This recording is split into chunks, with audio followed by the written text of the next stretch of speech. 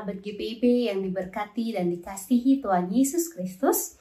Bersyukur kepada Tuhan kita dapat kembali lagi dalam program Morning Call GPIB edisi Senin 2 Juni 2025 bersama saya Pendeta Valini Mandaries Rompas, Pendeta Jemaat di GPIB Jemaat Alpha Omega Sungai Bahar yang saat ini secara khusus melayani di Bajem Getsemani Terentang Baru dan Shalom Guru Baru.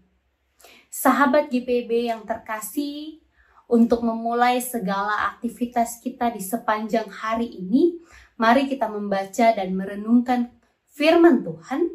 Namun sebelum itu, mari kita satu di dalam doa, kita berdoa. Tuhan, kami bersyukur untuk kasih setiamu yang masih Engkau anugerahkan dalam hari-hari kehidupan kami. Untuk nafas kehidupan yang masih mengalir di dalam tubuh kami. Dan saat ini ya Tuhan, mengawali seluruh aktivitas kami di sepanjang hari ini, kami akan membaca dan merenungkan kebenaran firman-Mu. Urapi kami ya Tuhan dengan Roh Kudus-Mu, sehingga hati dan pikiran kami hanya tertuju kepadamu saja, dan kiranya melalui kebenaran firman yang akan kami baca dan renungkan ini, dapat menjadi penuntun bagi kami melakukan segala aktivitas kehidupan kami. Bersabdalah ya Tuhan, karena kami anak-anak-Mu telah siap dan sedia untuk mendengarkan kebenaran firman-Mu. Di dalam nama Tuhan Yesus Kristus yang adalah firman yang hidup, kami sudah berdoa. Amin. Sahabat GPIB yang terkasih, perikop pembacaan Alkitab kita pada pagi hari ini terdapat dari kitab 2 Raja-Raja, pasalnya yang kelima, ayat 13 hingga ayatnya yang ke-14. Saya akan membacakan bagi kita semua. Firman Tuhan menyatakan, tetapi pegawai-pegawainya datang mendekat serta berkata kepadanya, Bapa, seandainya nabi itu menyuruhmu melakukan hal yang sukar, bukankah engkau akan melakukannya? Apalagi ia hanya berkata kepadamu, mandilah dan engkau akan menjadi tahir. Lalu ia turun membenamkan dirinya 7 kali dalam sungai Yordan sesuai dengan perkataan abdi Allah itu. Tubuhnya pun pulih kembali seperti tubuh seorang anak kecil dan ia menjadi tahir. Demikianlah firman Tuhan, terpujilah Yesus Kristus. Haleluya. Sahabat GPIB yang diberkati dan dikasihi Tuhan Yesus Kristus, seringkali ketika kita menghadapi permasalahan kehidupan, kita mengandalkan kekuatan dan kehebatan diri kita sendiri. Kita berusaha mencari berbagai macam cara agar permasalahan tersebut dapat terselesaikan dengan cepat. Atau bahkan kita berusaha untuk menghindari permasalahan kehidupan tersebut. Firman Tuhan pada pagi hari ini masih merupakan lanjutan dari firman Tuhan di hari kemarin. Firman yang menunjukkan kepada kita kenyataan hidup bahwa orang besar atau orang kecil, orang yang mempunyai kuasa besar ataupun orang yang tidak mempunyai kuasa apapun, mereka ternyata selalu diperhadapkan dengan permasalahan kehidupan. Dan Naaman salah satunya. Dia adalah seorang panglima besar yang saat itu sedang sakit kusta.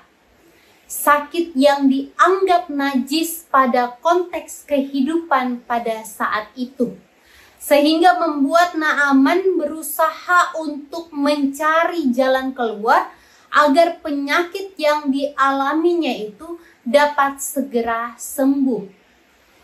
Dalam bacaan kita pada saat ini, Naaman kemudian menemui Nabi Elisa untuk memperoleh kesembuhan dengan harapan Nabi Elisa menjamahnya atau memohon kepada Allah di depan Naaman supaya Naaman dapat memperoleh kesembuhan. Tapi ternyata harapan tersebut tidak sesuai dengan ekspektasi Naaman. Elisa tidak menemuinya secara langsung. Elisa malah menyuruh orang suruhannya untuk menyampaikan pesan bahwa pergilah mandi sebanyak 7 kali di sungai Yordan. Pesan tersebut membuat Naaman merasa kecewa, membuat Naaman merasa ragu-ragu. Dan menurut Naaman, itu adalah perintah yang sepele, yang tidak perlu ia lakukan.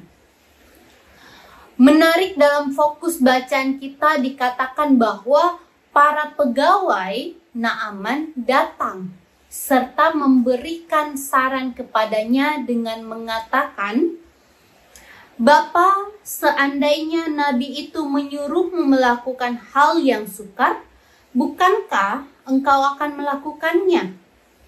Apalagi ia hanya berkata kepadamu, mandilah dan engkau akan menjadi tahir." Akhirnya Naaman pun mau melakukan apa yang dipesankan oleh Nabi Elisa tersebut, yaitu dengan membenamkan dirinya 7 kali dalam sungai Yordan. Lalu dikatakan bahwa pulihlah tubuh Naaman kembali seperti tubuh seorang anak dan ia menjadi tahir. Sahabat GPIB yang terkasih, pemulihan yang dialami oleh Naaman terjadi ketika dia bersedia untuk merendahkan dirinya dan tunduk kepada perintah Tuhan. Apa yang terjadi ketika Naaman tetap pada pendiriannya, memegang erat-erat harga dirinya? Apa yang terjadi ketika dia tidak mau tunduk dan melakukan perintah Tuhan? Jelas bahwa pemulihan tersebut tidak akan terjadi. Ketaatan untuk melakukan perintah Tuhan adalah harga untuk mengalami pemulihan dari Tuhan. Terkadang kita tidak setuju dengan cara-cara Allah untuk memulihkan kehidupan kita. Kita menganggap bahwa caranya terlihat begitu aneh, terlihat begitu sepele, bahkan tampak mustahil di mata kita manusia. Sehingga tidak jarang membuat kita menjadi ragu dan mempertanyakan hal tersebut. Sadar tidak sadar, dalam hidup kita, Tuhan seringkali memakai cara-cara sederhana untuk membawa pemulihan besar dalam kehidupan kita. Cara-cara sederhana tersebut Tuhan berikan untuk menghancurkan harga diri dan kesombongan kita sampai kita belajar sungguh-sungguh untuk mengandalkan kekuatan daripada Tuhan.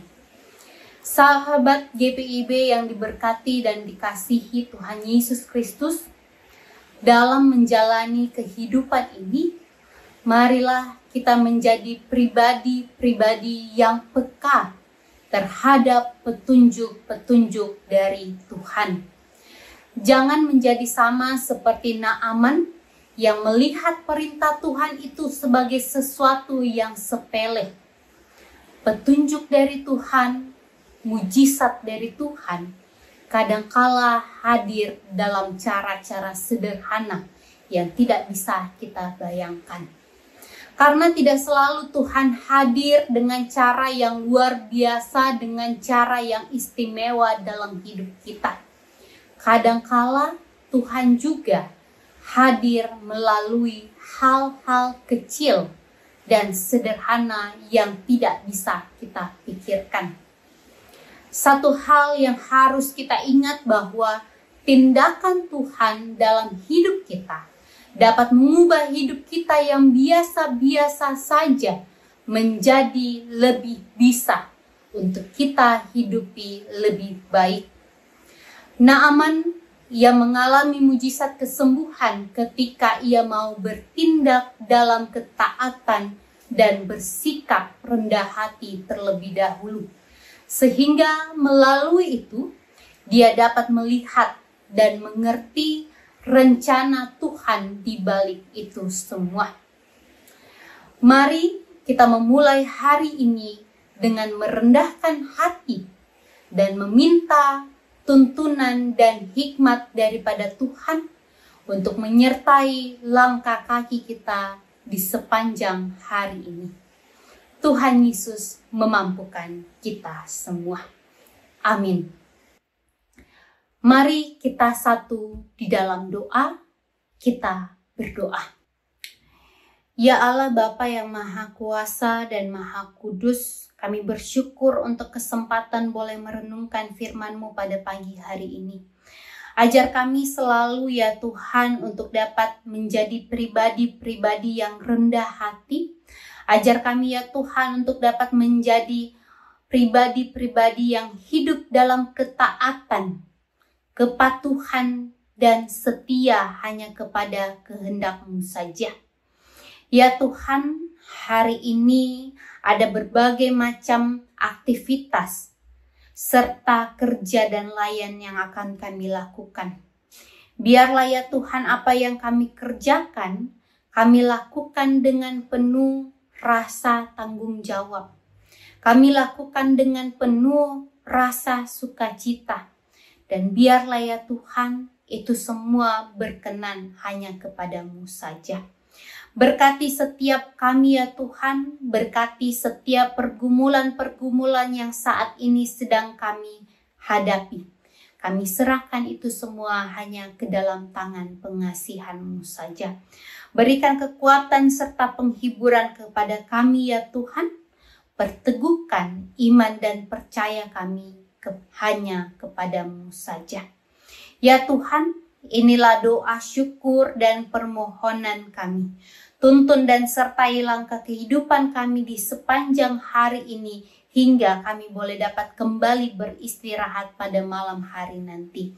Di dalam nama Tuhan Yesus Kristus yang adalah Tuhan dan Juru Selamat kami yang hidup, kami berdoa. Amin. Sahabat GPIB, demikianlah morning call kita pada pagi hari ini. Selamat beraktivitas, Tuhan Yesus memberkati kita semua.